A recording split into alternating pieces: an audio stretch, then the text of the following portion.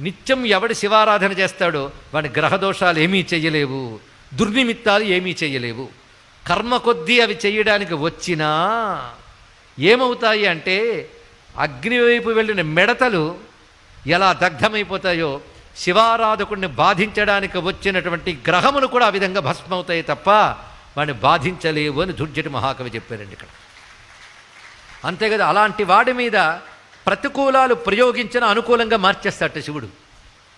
ఎలాగూ అంటే వజ్రాయుధం వేస్తే పూలదండగా మారిపోతుంది. పవి పుష్పంబగు అగ్ని మంచగు అకూపారంబు భూమి స్థలమౌ శత్రుండతిమిత్రుడవు విషము దివ్యాహారమౌ అవనీ మండలి లోపలన్ శివశివేత్యాభాషణోల్లాసికిన్ శివనీ నామము సర్వవశ్యకరమౌ శ్రీకాళహస్తీశ్వర.